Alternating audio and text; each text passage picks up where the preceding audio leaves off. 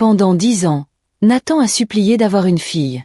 Quand Lina est née, elle est devenue son univers, son miracle, sa raison de vivre. Mais cet amour s'est vite transformé en possession. Personne ne pouvait la toucher. Personne ne devait s'immiscer entre eux. Pas même Sophia, sa propre mère. Avec le temps, Lina a rejeté tout le monde, vivant uniquement à travers son père. Jusqu'au jour où Sophia a compris l'impensable. Si elle n'agissait pas, Lina ne serait jamais libre. Mais pouvait-elle briser l'emprise d'un homme aussi puissant que Nathan, sans tout perdre? Plongée dans un thriller psychologique où amour et obsession se confondent dangereusement. Le vent chaud de la gosse effleurait les vitres immenses de la chambre d'hôpital privé où Sophia venait d'accoucher. Les lumières scintillantes de la ville s'étiraient à l'infini, reflet d'un monde en perpétuelle effervescence, indifférent au bouleversement qu'un homme vivait en cet instant. Nathan tenait dans ses bras un petit être fragile, emmitouflé dans une couverture d'un blanc immaculé. Son regard brillait d'un mélange d'émerveillement et de soulagement. Après 10 années d'attente, de prière et d'espoir, sa fille, Lina, était enfin là. Elle est si petite, souffla-t-il, la voix tremblante. Un sourire fébrile étira ses lèvres tandis qu'il effleurait doucement la joue de son enfant. Sophia, allongée sur le lit, épuisée mais heureuse, observa son mari avec tendresse. Pourtant, une légère appréhension l'envahit. Il y avait dans le regard de Nathan une intensité troublante, un amour profond, certes, mais teinté d'une étrange possessivité. Comme si Lina était son trésor ultime, un joyau qu'il garderait coûte que coûte. « Nathan, tu trembles », murmura Sophia. Il releva la tête, un sourire crispé sur les lèvres. « Je veux juste être sûr qu'elle est réelle. Que ce n'est pas un rêve. » Son ton, chargé d'émotion, trahissait aussi un besoin de contrôle absolu. Quelques heures plus tard, dans leur suite hospitalière, Nathan convoqua son personnel trié sur le volet. Garde du corps, gouvernante, nourrice. Assis dans un fauteuil en cuir, Lina toujours blottie contre lui, il leur fit face d'un regard perçant. « Écoutez-moi bien. Lina est ma fille. Mon miracle. Aucun contact physique avec elle sans mon accord. Pas une seule fois. Vous comprendrez, j'en suis sûre, que je ne prendrai aucun risque. » Un silence pesant s'installa. « Monsieur, nous ferons tout notre possible pour assurer sa sécurité, » répondit la gouvernante, légèrement troublée. « Non, vous ne comprenez pas.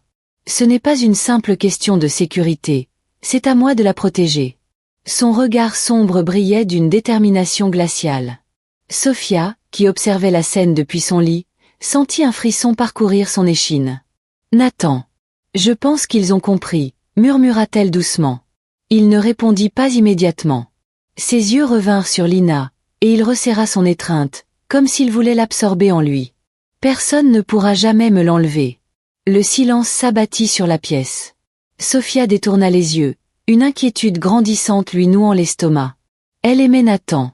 Mais une certitude s'imposa à elle. Cet amour deviendrait bientôt une cage dorée pour leur fille. Le domaine des Adéwalé, situé dans l'un des quartiers les plus sécurisés de Lagos, était un sanctuaire de luxe. Derrière les hautes grilles en fer forgé, la villa se dressait avec majesté, entourée de jardins soignés et de fontaines murmurantes.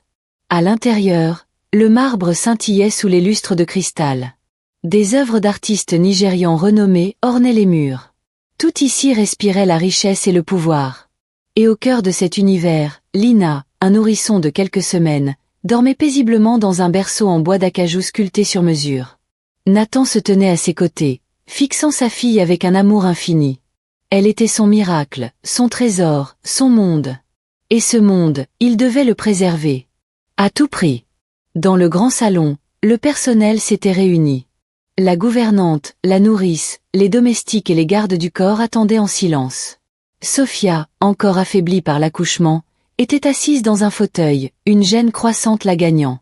Nathan se leva, imposant dans son costume sur mesure. Son regard froid balaya l'assemblée. Dès aujourd'hui, de nouvelles règles seront appliquées. Il fixa la nourrice, une femme d'une 50aine d'années, expérimentée mais mal à l'aise. Vous êtes là pour répondre aux besoins de Lina. Mais une chose doit être claire, vous ne la portez pas sans mon autorisation. Vous ne la bercez pas. Vous ne lui chantez pas de berceuse. Vous ne l'apaisez pas quand elle pleure. Un silence pesant tomba. Elle est ma fille. C'est moi qui veille sur elle. Bras croisés, il toisa l'assemblée. Aucune infraction à ces règles ne sera tolérée. Tout entorse entraînera un renvoi immédiat. La nourrice entr'ouvrit les lèvres, hésita, puis se ravisa. La gouvernante, une femme à la peau ébène, prit la parole avec prudence. « Monsieur, je comprends votre volonté de protéger mademoiselle Lina, mais un nourrisson a besoin d'attention et de contact pour se sentir en sécurité. Elle a tout ce dont elle a besoin avec moi. » Trancha Nathan d'une voix tranchante. Sophia, sentant la tension s'élever, tenta d'intervenir. « Nathan, je sais à quel point tu tiens à elle, mais laisse-les faire leur travail. Nous avons engagé des experts. » Son regard se fit dur. « Non. Personne ne la touchera sans mon accord. » Après la réunion, Sophia rejoignit sa mère, Madame Diallo, une femme à la silhouette droite, aux cheveux poivre et sel et au regard perçant. Assise dans la véranda, elle sirotait un thé aux herbes en silence. Sophia soupira et s'assit en face d'elle. « Maman, tu l'as entendu, murmura-t-elle, jouant nerveusement avec son collier en or. Madame Diallo posa sa tasse et la fixa gravement. « Ce n'est pas normal, Sophia. Il aime sa fille, c'est tout. Aimer un enfant, ce n'est pas l'étouffer. Ce que je vois chez Nathan, ce n'est pas de l'amour paternel, c'est de la possession. » Sophia baissa les yeux. Il a attendu Lina pendant 10 ans. Il veut juste s'assurer qu'elle ne manque de rien. Et toi? Tu l'as aussi attendue. Pourtant, tu ne ressens pas ce besoin de la garder sous cloche. Sophia pinça les lèvres. Elle voulait croire que son mari était simplement un père protecteur. Mais au fond d'elle, une ombre d'inquiétude se glissait. Cette nuit-là, Sophia se réveilla en sursaut. Le lit était vide. Un frisson glacé lui traversa l'échine. Elle se leva précipitamment et traversa le couloir silencieux, le cœur battant à tout rompre. Elle trouva Nathan dans la chambre de Lina, assis dans un fauteuil en cuir. Il berçait doucement leur fille, un sourire étrange sur les lèvres. « Nathan ?» Il leva la tête, un éclat possessif dans le regard. Elle pleurait. « Je ne veux pas qu'elle ressente le moindre chagrin. » Sophia déglutit. « Tu dois la laisser dormir, Nathan. »« Je ne peux pas. » Sa voix était douce mais inflexible. « Je dois être là. Toujours. » Le soleil couchant baignait de lumière dorait les murs blancs immaculés de la villa Adéwalé. Dans le jardin luxuriant, bordé de palmiers, une petite fille riait aux éclats en courant sur l'herbe parfaitement taillée. Lina, désormais âgée de 3 ans, était une enfant vive et pétillante, ses boucles brunes tombant en cascade sur ses épaules. Elle portait une robe rose en dentelle, choisie par Nathan lui-même. Son rire cristallin remplissait l'air chaud du soir alors qu'elle tendait les bras vers son père. « Papa, attrape-moi !» Nathan, posté à quelques mètres, sourit largement avant de se pencher pour la soulever avec facilité. Il la serra contre lui, son regard débordant d'adoration. « Je t'ai eu, ma princesse. » Il déposa un baiser sur son front, la tenant comme le bien le plus précieux. Non loin, Sophia observait la scène, une expression indéfinissable sur le visage. Les premiers mois après la naissance de Lina, Sophia avait espéré que Nathan relâcherait son emprise. Mais avec le temps, leur fusion n'avait fait que se renforcer. Lina ne voulait personne d'autre que son père. Lorsqu'une domestique tentait de l'aider à s'habiller, elle s'agrippait à Nathan, criant et refusant tout contact. Si Sophia proposait de lui lire une histoire, Lina se précipitait vers son père en pleurnichant. Non, c'est papa qui raconte. Même la nuit, elle ne trouvait le sommeil qu'en sa présence. Une nuit, alors que Sophia essayait encore de la coucher seule, Lina s'accrocha à la manche de Nathan, les yeux embués de larmes. « Papa, dors avec moi, sinon j'aurai peur. » Sophia serra les poings. « Nathan, elle doit apprendre à dormir seule. » Nathan caressa tendrement les boucles de sa fille et répondit d'un calme glaçant. « Pourquoi lui imposer la solitude si elle ne la veut pas ?» Sophia sentit un frisson d'inquiétude parcourir son dos. Un matin, Madame Diallo rendit visite à sa fille, une expression grave sur son visage ridé. « Il faut qu'on parle, Sophia. » Assise sous la véranda, à l'abri du regard de Nathan, sa mère lui servit une tasse de thé au gingembre avant de plonger son regard perçant dans le sien. « Lina est trop attachée à son père. Ce n'est pas normal. » Sophia soupira, détournant les yeux. « Maman, elle l'aime, c'est naturel. Ce n'est pas de l'amour, c'est de la dépendance. » Et Nathan l'encourage. Sophia joua nerveusement avec l'anse de sa tasse. Il a attendu Lina si longtemps. Madame Diallo posa sa main sur celle de sa fille. « Tu te mens à toi-même. » Un silence pesant s'installa. « Tu dois fixer des limites avant qu'il ne soit trop tard. » Sophia détourna les yeux, incapable d'affronter la vérité. Un soir, alors que Nathan s'apprêtait à partir en voyage d'affaires, Sophia tenta une expérience. « Lina, ce soir, c'est maman qui va te coucher. » La petite releva brusquement la tête, ses grands yeux emplis de panique. « Non. Papa doit rester.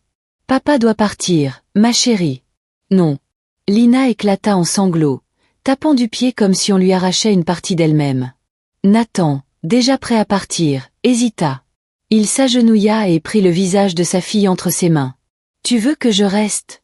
Elle hocha la tête, les larmes coulant sur ses joues. « Alors papa va rester. » Sophia sentit son cœur se serrer de colère. « Nathan, tu ne peux pas céder à tout. » Il la fixa, impassible. « Pourquoi pas ?» Ce soir-là, il annula son voyage. Le soleil du matin filtrait à travers les rideaux en soie de la villa Adewale. Dans la salle à manger, le personnel servait le petit déjeuner sous l'œil attentif de la gouvernante. Lina, perchée sur les genoux de Nathan, refusait de s'asseoir sur sa propre chaise. « Tu veux des crêpes, ma princesse ?» demanda Nathan en lui tendant une fourchette. Lina hocha la tête, ses boucles brunes encadrant son visage. Elle ouvrit grand la bouche pendant que son père la nourrissait. Face à eux, Sophia serra la mâchoire. Lina est assez grande pour manger seule. Nathan haussa un sourcil, un sourire aux lèvres. Si elle préfère que je l'aide, où est le problème? Sophia sentit la colère monter en elle. Le problème, c'est qu'elle devient incapable de faire quoi que ce soit sans toi.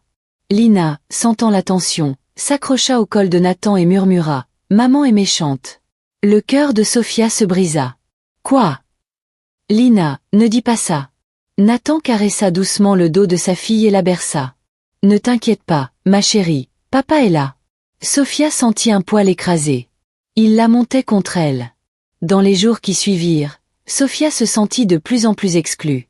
Chaque fois qu'elle essayait de passer du temps seule avec Lina, la fillette pleurait et se précipitait vers son père. Si Sophia insistait, Nathan trouvait toujours une excuse pour intervenir. Elle n'est pas habituée à être loin de moi. Elle a besoin de temps.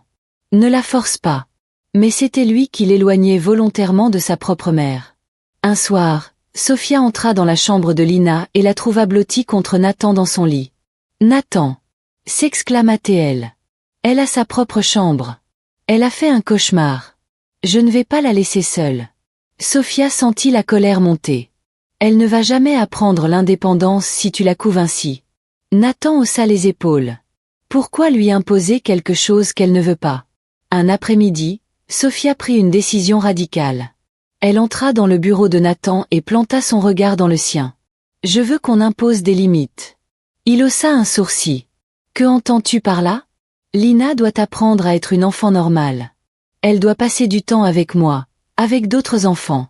Et elle doit dormir dans son propre lit. » Nathan s'adossa à son fauteuil en cuir, les doigts croisés sous son menton. « Pourquoi ?» Sophia sentit un frisson glacé lui parcourir le dos. « Parce que ce n'est pas sain, Nathan. » Un silence pesant s'installa. Puis, lentement, Nathan éclata de rire. « Tu crois que je vais me plier à ça ?» Sophia pâlit. « C'est notre fille, pas seulement la tienne. » Le regard de Nathan s'assombrit. « Si tu voulais vraiment son bien, tu comprendrais qu'elle a besoin de moi. Elle a aussi besoin de sa mère. » Non.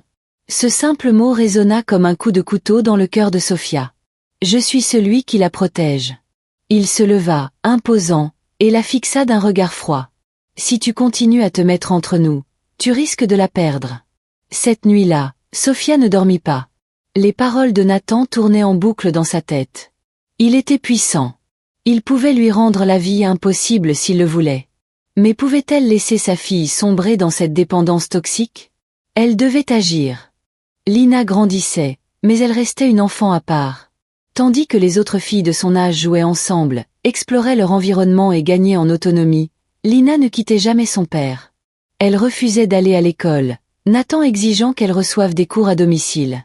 Elle repoussait toute présence féminine, y compris celle de sa propre mère. Mais le plus troublant, c'étaient les questions qu'elle posait. Un après-midi, alors que Nathan travaillait dans son bureau, Lina, désormais âgée de 5 ans, grimpa sur ses genoux et plongea son regard dans le sien. « Papa, pourquoi maman veut toujours m'éloigner de toi ?» Nathan sourit, caressant doucement sa joue. « Parce qu'elle ne comprend pas notre lien. » Lina fronça les sourcils, pensive. Mais toi, tu seras toujours là, hein? Même quand je serai grande. Évidemment, ma princesse. Lina hésita un instant, puis baissa les yeux. Et, quand je serai grande, est-ce que je pourrai être comme toi? Nathan arqua un sourcil. Comment ça, ma chérie? Est-ce que je pourrais avoir un corps comme le tien? Un frisson lui parcourut l'échine. Pourquoi tu me demandes ça? Lina haussa les épaules. Parce que ton corps est plus fort. Et je veux être comme toi, pour qu'on reste toujours ensemble. Nathan resta silencieux. Mais en lui, une alarme venait de s'allumer. Quelques jours plus tard, Sophia confia ses angoisses à sa mère, Madame Diallo. Elles étaient assises sur la terrasse, une brise légère agitant les rideaux en lin. Maman, j'ai peur. Madame Diallo plissa les yeux. Qu'est-ce qui s'est passé? Sophia joua nerveusement avec sa cuillère dans sa tasse de thé. Lina a demandé à Nathan si elle pouvait avoir un corps comme lui. Le visage de Madame Diallo se figea. Explique-moi. Sophia prit une profonde inspiration. Elle l'idolâtre. Ce n'est pas juste de l'admiration. Elle veut être lui. Elle ne parle que de lui, elle dort avec lui, elle refuse que je la touche. Madame Diallo posa lentement sa tasse. Sophia, écoute-moi bien. Son ton fit frissonner sa fille. Ce n'est pas une simple obsession. C'est une identité biaisée. Ta fille ne sait pas qui elle est, parce que Nathan l'a façonnée pour qu'elle ne soit qu'une extension de lui-même. Sophia sentit un nœud se serrer dans sa gorge. Mais, que puis-je faire? Madame Diallo la fixa, implacable. Tu dois briser ce lien. Le soir même, Sophia tenta d'imposer une règle. Lina devait dormir seule. Nathan, ça suffit. Assis à table, il coupa calmement un morceau de poisson grillé. De quoi tu parles? Lina. Elle ne peut pas dormir avec toi toute sa vie. Nathan reposa lentement sa fourchette. Elle a peur d'être seule. Elle a peur parce que tu lui as appris qu'elle en avait besoin. Lina, qui écoutait, se tourna vers son père, cherchant son approbation. Papa, tu vas pas me laisser toute seule? Nathan lui sourit et caressa ses cheveux. Jamais, ma princesse. Sophia sentit un frisson lui parcourir l'échine. Arrête de la manipuler, Nathan. Son regard devint tranchant comme une lame. Manipuler? Il rit doucement. Tu ne vois que ce que tu veux voir. Sophia sentit ses mains trembler sous la table. Lina doit apprendre à vivre sans toi. Nathan la fixa d'un sourire énigmatique. Pourquoi devrait-elle vivre sans moi, alors qu'elle peut simplement rester avec moi? Sophia comprit alors que Nathan ne comptait jamais lâcher Lina. Cette nuit-là, elle se tourna dans son lit sans trouver le sommeil. Madame Diallo avait raison. Si elle ne faisait rien, Lina grandirait sans jamais pouvoir exister par elle-même. Elle devait agir. Vite. Elle prendrait sa fille et partirait. Mais pouvait-elle réellement affronter Nathan? Sophia savait qu'elle n'avait plus d'alternative. Lina se perdait dans l'ombre de Nathan. Si elle ne faisait rien, leur fille ne deviendrait jamais une personne à part entière. Elle devait agir avant qu'il ne soit trop tard. Une nuit, alors que Nathan était en déplacement pour affaires à Abuja, Sophia prit une décision radicale. Elle emmènerait Lina chez sa mère, Madame Diallo, pour quelques semaines. Ce serait un premier pas. Une façon douce de créer une distance entre Lina et son père. Mais rien ne se passerait comme prévu. Sophia prépara rapidement un petit sac pour sa fille, prenant ses jouets préférés, quelques vêtements et un livre qu'elle aimait. Elle savait que si Nathan revenait avant leur départ, il empêcherait son plan d'aboutir. Elle entra doucement dans la chambre de Lina. La fillette dormait paisiblement, une de ses petites mains serrant le col de la chemise de son père qui lui avait laissé. Sophia sentit son cœur se serrer. « Mon bébé. Je fais ça pour toi. » Elle s'approcha, caressant doucement ses cheveux. « Lina, mon amour, réveille-toi. » Lina ouvrit lentement les yeux, encore ensommeillée. « Maman. » murmura-t-elle d'une voix faible. « On va chez grand-mère, d'accord? Juste quelques jours. » Mais dès qu'elle prononça ces mots, Lina se figea. En une fraction de seconde, elle hurla. « Non. Je veux pas. Je veux papa. » Sophia tenta de la calmer, mais Lina se débattit violemment, la repoussant avec une force qu'elle ne lui connaissait pas. Elle sauta du lit, courut jusqu'à la porte et tenta de l'ouvrir. « Je dois appeler papa. » Sophia la rattrapa et la serra dans ses bras. « Chut, ma chérie, écoute-moi. » Mais Lina se débattait comme un animal pris au piège, pleurant et hurlant à plein poumon. Soudain, Une voix glaciale s'éleva derrière elle. « Qu'est-ce que tu fais, Sophia ?» Sophia se figea. Son cœur tomba au fond de sa poitrine. Nathan était rentré plus tôt que prévu. Il s'avança lentement dans la pièce, son regard noir fixé sur elle. Lina se précipita vers lui, s'accrochant à ses jambes comme si sa vie en dépendait. « Papa! Maman voulait m'emmener loin de toi. » Sanglota-t-elle. Nathan releva les yeux vers Sophia, une colère froide brillant dans son regard. « Tu comptais partir avec ma fille ?» Sophia sentit une sueur glacée couler dans son dos. « Je voulais juste qu'elle passe du temps avec sa grand-mère. » Nathan avança lentement, son ombre s'étirant sur elle. « Sans mon accord ?» Sophia recula d'un pas, mais il continua d'approcher. « Tu voulais me la voler ?» Nathan, écoute-moi. Non, c'est toi qui vas m'écouter. Sa voix était calme, trop calme. Lina ne partira pas. Il baissa les yeux vers sa fille, qui tremblait encore en s'agrippant à lui. Il posa une main sur sa tête et la berça tendrement. « Papa est là, mon amour. Personne ne te séparera de moi. » Puis, il releva les yeux vers Sophia, son regard tranchant comme une lame. « Et toi ?»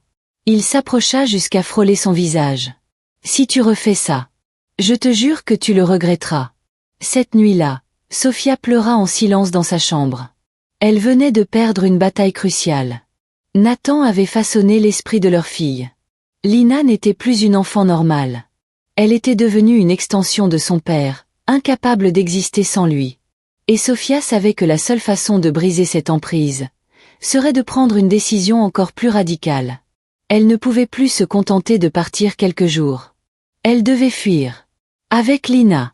Mais cette fois-ci, elle ne devait pas échouer. Sophia se réveilla en sursaut, le cœur battant à tout rompre. L'échec de son départ précipité lui avait coûté cher. Nathan savait désormais qu'elle cherchait à éloigner Lina de lui. Depuis cette nuit-là, il avait renforcé son emprise sur leur fille. Il passait encore plus de temps avec elle, la gardant contre lui à chaque instant. Lorsque Sophia tentait de s'approcher, Lina se crispait et courait se réfugier dans les bras de son père. Nathan, lui, affichait un sourire satisfait. Sophia savait qu'il attestait, qu'il voulait lui prouver qu'elle avait déjà perdu. Mais elle ne pouvait pas renoncer. Elle devait fuir. Définitivement. Madame Diallo était la seule personne en qui elle avait confiance.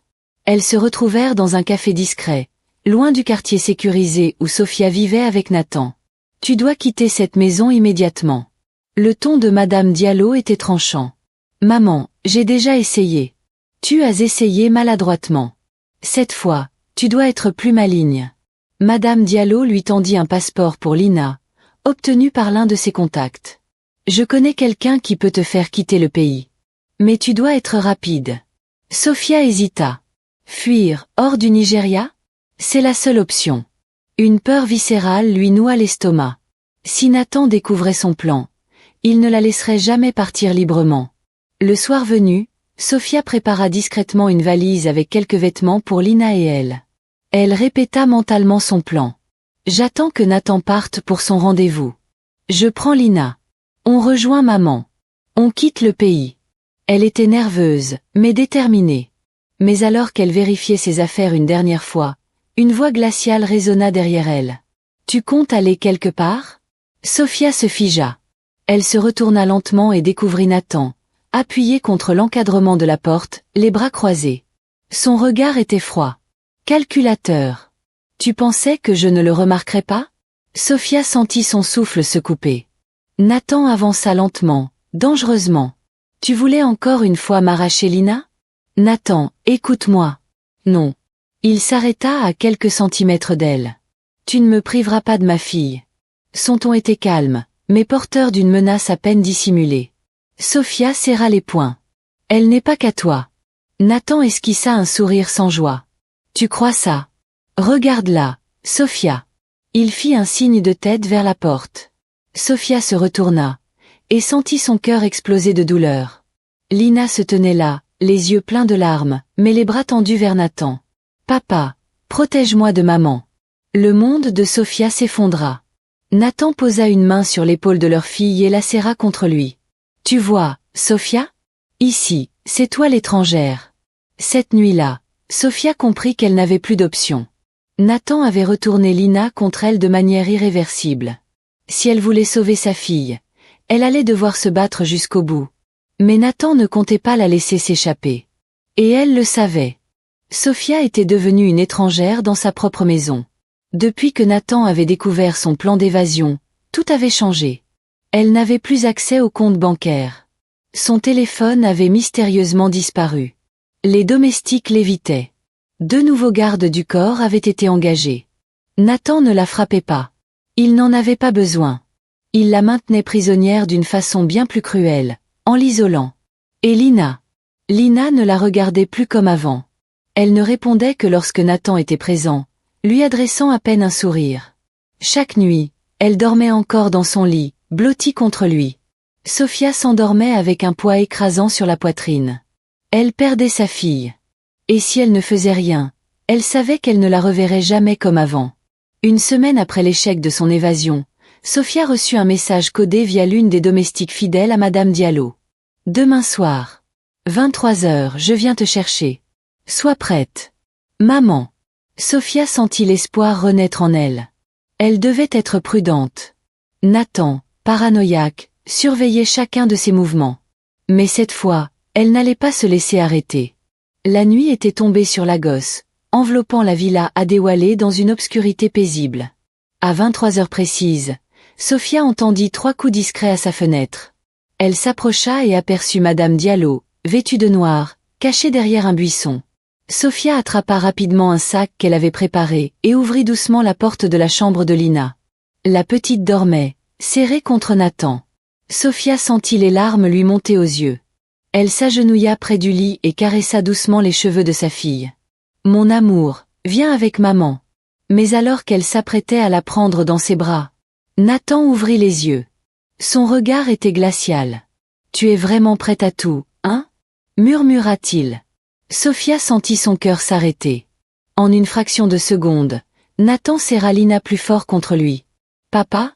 balbutia Lina, confuse. « Tout va bien, ma princesse. » Maman allait faire une grosse bêtise, mais elle a changé d'avis.